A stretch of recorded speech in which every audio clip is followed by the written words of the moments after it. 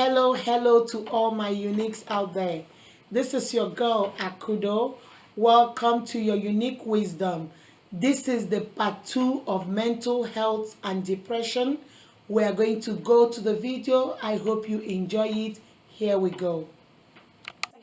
That's for you? Yeah, she was like, because the OB can only give you certain medicine anyway, because it's out their class. So she was like, I think you need to talk to somebody, be seen by somebody that works with that, and get the medicine that you need. And I think that was somebody that was also pivotal, because my little sister, I'm usually big sister. But yeah, the big sister. Yeah, but at that moment, she was like, I see you're trying to get help. So maybe you need that word of encouragement from somebody, close as well as your spouse, because a lot of people just don't understand the battle that you're dealing with. Yeah, exactly. And please let us be each other's keepers. It's okay. That sister, that brother, that friend, that colleague, like I said before, they are bubbly, they are active, they are always happy. And you're noticing now in church, they don't talk as much, they are withdrawn, they don't like, when everything is over, they want to run out. Just take a minute. A smile can make a difference. That's you, right? Take a minute and say, sister, what's going on? I haven't been seeing you. Check on each other, because sometimes that phone call, that stopping that sister, you can actually save a life, because you don't know where she's heading to. But that stopping her and telling her, come, what's going on with you, sister, and she opens up to you, can be a lifesaver for her. So let us be, instead of judging, we like to judge people. Oh, they are crazy, nothing is crazy about them. People, is for me, mental health, depression for me is just like having a migraine. It's just like me wearing glasses, bad sight. It's just like somebody having what will I say? Somebody having a flu. It's a sickness. There's nothing too bad about it, but we have this stigma attached to it because of the prejudice and the stereotype. We have this prejudice, you're crazy, and then we have this stereotype, oh, they are all crazy. Can't you see? I used to have a lady, when she talks, she said, oh, I'm cray. She is proud to say she's cray. She clock in. She said, I'm going to clock in. She said, I'm going to talk about it. I'm cray. Okay, girl. But please, we are all in this together. We can help somebody out. We can help a sister out. We can help a brother out. Let us stop sitting on our seat of judgment and always judging who is crazy and who is not. Now, let me come to this. Postpartum depression. When you had it happened with your second baby, right? It happened with each one, actually. Each one, okay. So how did it feel for somebody out there looking at us and saying, what are they talking about, postpartum depression? What does it mean? I'm talking to mothers. So there are some new mothers, and now we are having younger mothers. We are having babies, and they don't know why they are feeling the way they are feeling. So tell us a little bit about what you noticed. Well, for postpartum is just depression after childbirth. It's as simple as that. But I had two situations. I had a situation where I had a miscarry at 18 and a half weeks. Okay. But I didn't know I was pregnant till 16. You found out 2 weeks and it was gone? 2.5 weeks. Yeah, literally. I found out at the ER. Okay. I was like, I'm not, no morning sickness or anything like that. I was just like, something don't feel right, Okay. And I really felt like crap. Okay. And so I went to the ER, and they were like, ma'am, you're 16 weeks pregnant. And I was just like, shut up. And they're like, no, seriously. And they showed me the ultrasound, and I was like, oh my God. And so, 2.5 weeks later, I miscarried. I almost died. Wow. I had, because I wasn't getting the proper care. So no one knows, in Georgia, the law is you cannot be seen by labor and delivery until 20 weeks. Really? So it does not matter if you are miscarrying. It does not matter if anything's going wrong. 20 weeks is the actual mark where they can start taking you. Okay. So I didn't find that out till my miscarriage was happening. So I kept going to the hospital this whole night, back and forth. Finally, my mom, she had to actually intervene and was like, yo, she's miscarrying, make her comfortable. Yes. So finally, they made me comfortable, and I was literally, I even had the nurse chart because I couldn't believe it. Literally, I kept passing out in and out. Wow. I lost so much blood, they wanted to give me a blood transfusion. Whoa. But my mom wasn't confident in that. She was like, no. Okay. And all I remember is pushing, and she was probably the size of a water bottle. Okay. And I flipped out, in my mind. But I didn't want everybody to see it. So when people were seeing me in the labor delivery that day, I was just like, You were holding yourself together. And my dad is one person that could read me like a book. Like a book. Like he could read me like a book. Mhm. And so when everybody left, he was like, Tori, are you okay? This isn't normal. And I was like, right now, Dad, I don't want to talk about it, but I'm going to be okay. And finally, I flipped out. I flipped my lid. Like, I flipped. Because at the time, my husband was out of seas. So he couldn't get to me, you know? Excuse me. Mm-hmm. And I'm flipping out in my brain, and Lily just comes out. I was like, that's not normal. I felt like I did something wrong. Oh, for losing the baby. For losing, because at the point, I wasn't deep in my faith. Like, I love God, but not deep in it at all. So I was like, I did something wrong. God would not punish me like this. He would have not done this. And so I felt like it just went downhill. Like, I didn't know how to grieve. Because that thing, like, with postpartum, when you miscarry, grieving is a key. You have to, because if you have don't... to grieve. If you don't grieve, you bottle it all up. And I exploded. Like, it was bad. Like, I didn't even... It was to the point where it was an inner outer body experience. Wow. And I just remember just being like by myself, wouldn't eat, wouldn't do anything. So that's postpartum when you lose a child. But then when you have a child and you got to take them home. That's another one. That's another one, because now you're like, hold on. Y'all trust me to take this child after 2 days? Hold on, back it up. So who kid this is, because I'm not going home with this kid. And I was like, and I literally was telling my dad, I said, but what do you do after that? He said, well, take care of it. I said, I know that. And he was like, there's no book to parenting. You'll just feel those motherly instincts, I think they say. Yeah. And I started just getting so, because at a point in my life, this point, it was situations added on top of it. I was going through a divorce. And then you had another baby. You had the first baby. I had now you had a miscarriage. And now there's another baby. Yeah, and so I'm having... You know, I feel guilty for having Stryker because my daughter didn't make it. Mm-hmm. And now I'm like, oh my God, I'm dealing with a divorce. And now I got to go back to work, because at the time, it was just me doing it. Yeah, I was living with my dad, and he was helping, you know. Yeah. But when it comes to mommy and daddy at the time, it was mama. It was you. And so I was like, oh my God, this is a lot of stress. So what I did for my postpartum, which is don't do, is I dove myself into work.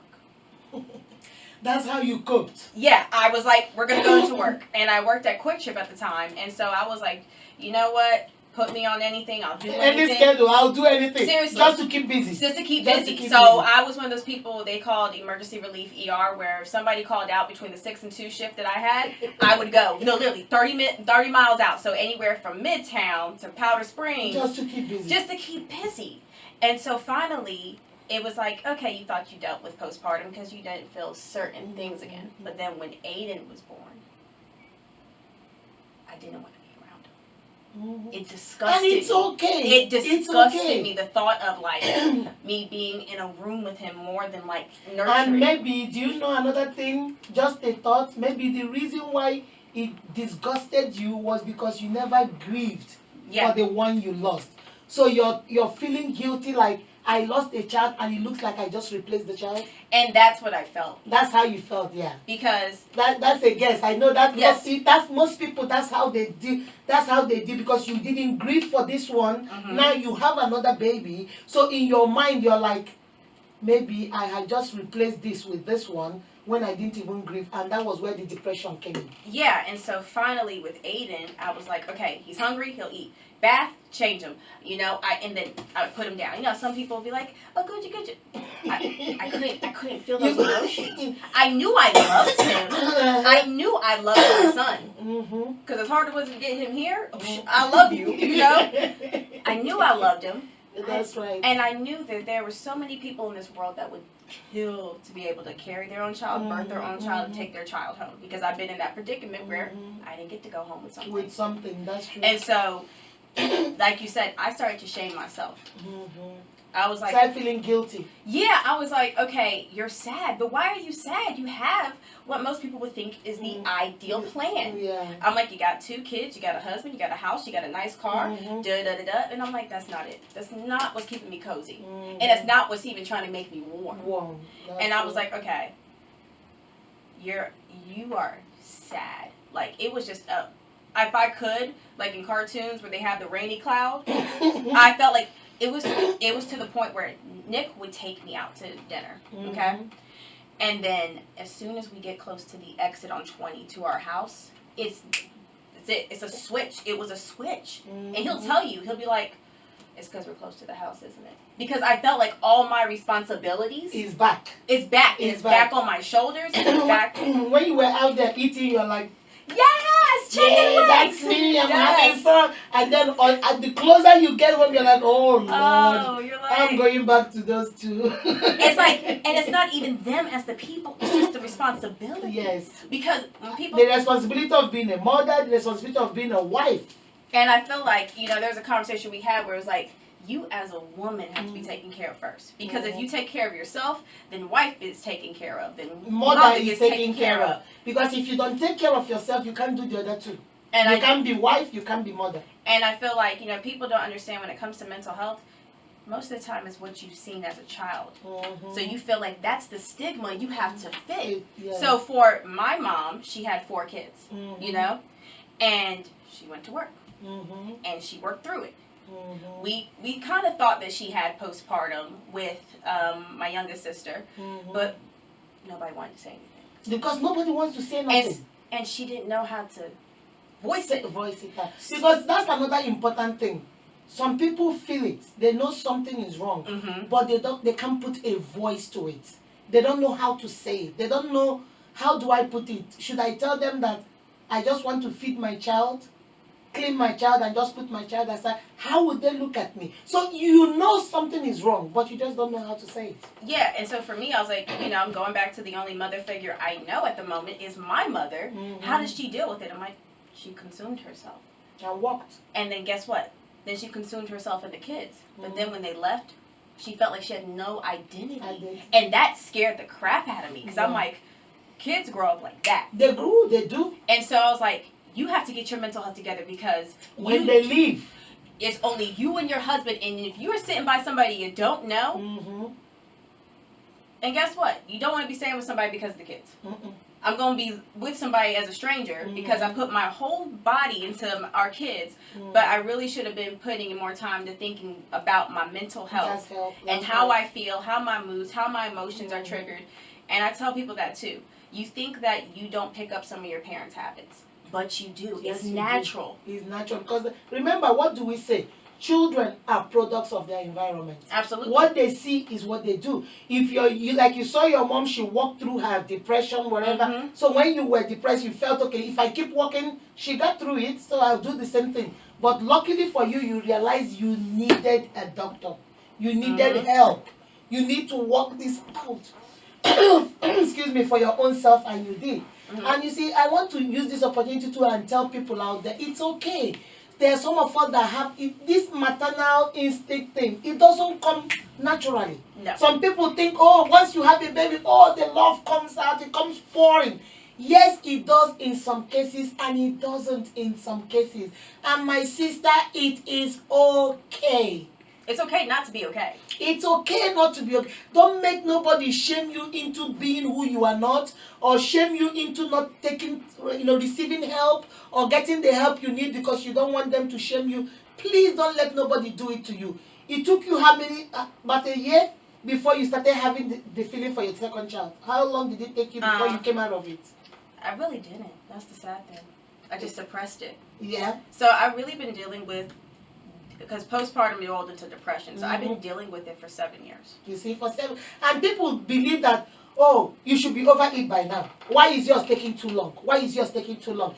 Honey, it takes a lifetime. It's maintenance. You have to maintain it. Just like people that have diabetes, just like people that have high blood pressure, they need to take their medication. They need to stay away from stress. It's the same thing. That's what it is. It's the same thing. You have to maintain it. Stay away from your triggers. Those things that trigger you, stay away from them.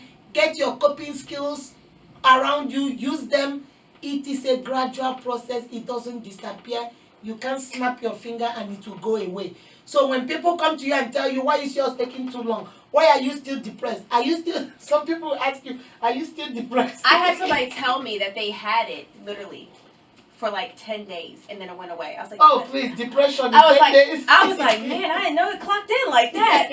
I was like, I'm waiting for it to clock out. It got a whole 401k plan in my mind. All right now. I was like, yeah. No way. And I was like, okay, this person ain't hearing me. You're not hearing me because there's no way. I'm not saying your feelings are invalid, but postpartum and depression do not last for 10 days. It doesn't like mental health, depression. It's just like saying I had bipolar. It lasted for 10 days. It doesn't. I'm like, that's a chemical imbalance. That's a chemical imbalance. It doesn't disappear like that. You have to work and maintain it. Yeah. You will come out of it. You will be okay, but you have to maintain it. And you have to be honest. And be honest about, like, I like what you said. You said that whenever you are in those days, you tell your husband, look, this is not good for my mental health. And he understands that. You have to be honest about it. It's okay.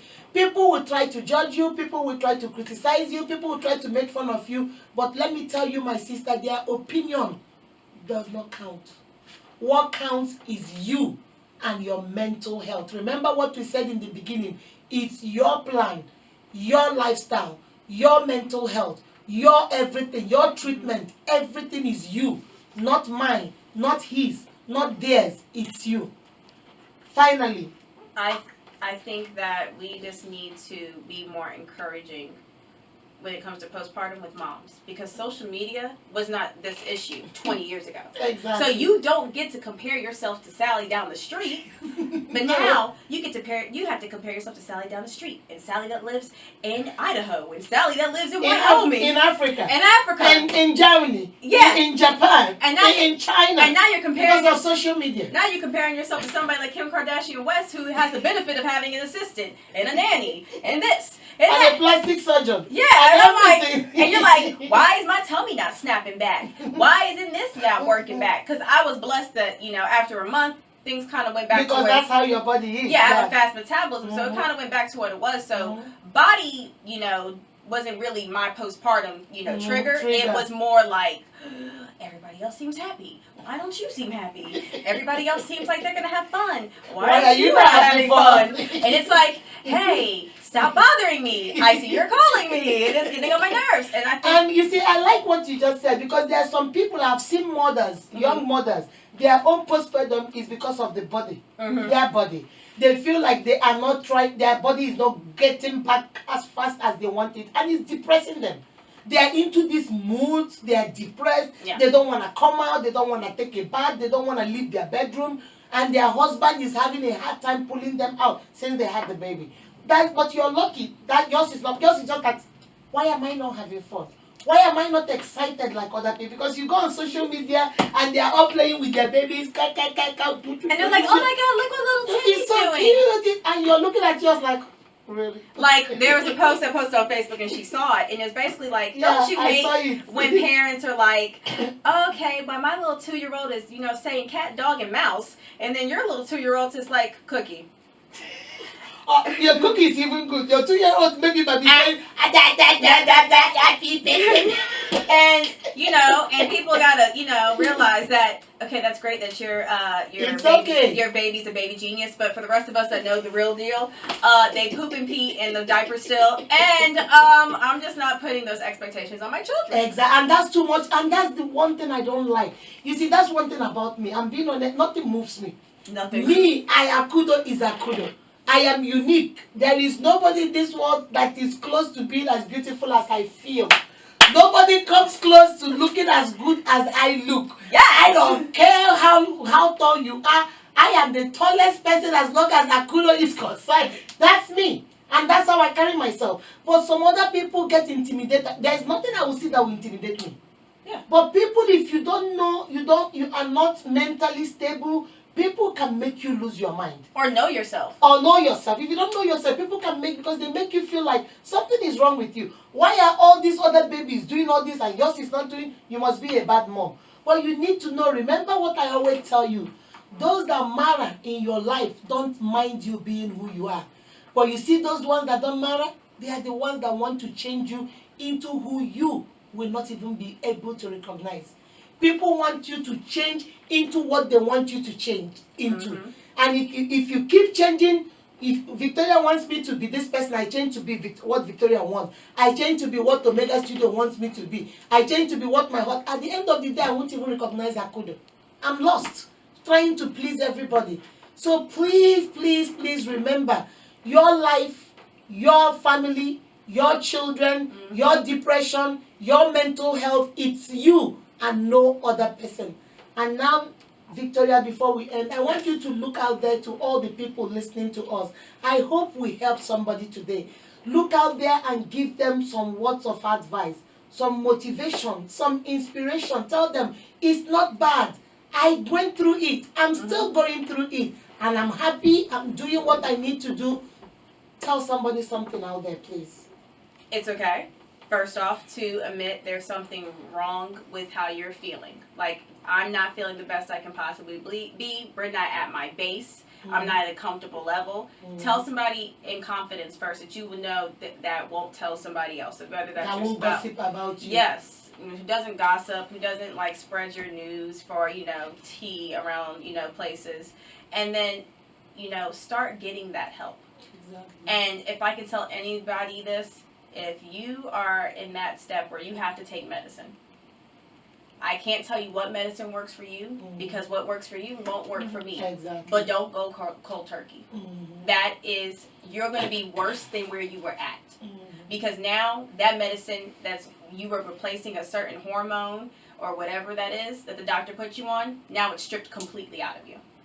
And now you're at a point where you are starting to build yourself up slower because now you're feeling like, oh, well, this isn't working either. Yeah, exactly. Trust your process. If you feel like your doctor's not listening to you, find another doctor. Find another one. Find one that is your core value. So for me, I want to have a doctor that believes in God because some of my coping mechanisms, some of the things that I do, I'll go to the Word. And it's not corny, but that's, I literally, when I was like depression, that's how I found out about David. Because I was like, okay, there has to be something in that book that will tell me how to deal with it. Somebody had to feel depression in the Bible, okay? Somebody had to feel depression, That's right. okay? So, find somebody that has your core values. Find somebody that actually cares about what you do, what's your plan. Like, hey, what are you trying to do? And then let me, as the, the professional, tell you some things we can do for that. And find people that love you. That love you regardless. That's the key, that loves you regardless if you have postpartum, you don't have postpartum. I tell people, my husband loves my farts, okay? I'm not kidding. He loves my farts. He loves my craziness. And when I say crazy, he loves everything about you. He loves everything about me. So the whole package. So I'm confident enough to tell my husband certain things because he has to know. He has if to no know. one else knows, he has to know. He has to know. That's right. He has to know. You have to put power in, if you're married or whatever, put power in your spouse. Yeah. You cannot give them that benefit of doubt. Everything is not negative out there. And don't dump on somebody. Don't dump on him either. Don't dump on someone. It's not fair to them. It's not fair to you because one day you dump enough, they're going to snap. And now your confidant has gone. Now you have nobody to Now you ain't got nobody. Now you're looking yourself. at the wall and you're like, So you're not alone with postpartum. Go see a doctor. That's right. They'll take your blood work and tell you your hormone levels. So if someone says, well, you can't prove that. You can prove that on a scientific level. That's right. You can prove that with even CT scans. Okay? That's right. You can prove that I'm not crazy. People go through this. And if someone tells you you are crazy, cut them off. No, seriously, I've been in the business now that a title in my life does not define who you are to me. Exactly. So if you are my mother, my father, just in instance, because they're so close people, if you are anybody like that, and you are not conducive for my mental health. For my mental health. That's the most important thing. If you're not conducive. If they're not good for your mental health. You gotta go. Keep it going. I love you, but I can't. And that's why I tell people, literally, I love you, but I can't. Because I can't keep taking more of me, to give something to you. I can't do it. So you gotta be honest. And we actually have numbers, right? Yeah, we have fun. With the numbers will be, we have the mental health disorder helpline at the bottom of the screen, and we also have the postpartum helpline at the screen too. So you can call at that number, you can talk to somebody, there is help out there. Please, if you didn't get anything from what we said today, get this. It's your mental health. If you need help, there is help out there. You don't have to suffer by yourself. Tell your spouse, like she said, tell your spouse, get to know your triggers and get help. If it's medication you need, take the medication. If it's counseling and therapy you need, go to counseling and therapy. Because if you are not sound mentally, nothing about you is going to be sound. Even the Bible says, as you think, that's who you are. As a man thinketh, that is who you are. If you're going to be thinking evil and thinking mentally you are not stable, then everything about you is not going to be stable. It's okay. And don't let people victim shame you into thinking if you speak out and say you need help, then they are going to laugh at you. Let them laugh, sweetie. Their opinions don't matter. It doesn't count. What counts is your safety, physical, emotional, psychological, social health. That is what counts. Any other thing before we leave? I think just mental health as well. It's not just physical. If you go to the gym for your physical, think of this as the physical workout for your brain. Exactly. That's a good one, and we're going to end with that. Yes. As you go out to the gym to lose weight and stay beautiful and sexy, mental health is also your mental exercise, is your mental workout. You have to be mentally sound. And to all my uniques out there, if we help somebody, let us keep the comments popping. Remember to tell us your story. Tell us your depression story. Tell us how people look at you because you told them you're depressed. Tell us if you had a postpartum depression. Write to us about it at the comment section. Remember, like I always tell you, you are beautifully and wonderfully made by God. That is why you are unique. Till next time, goodbye.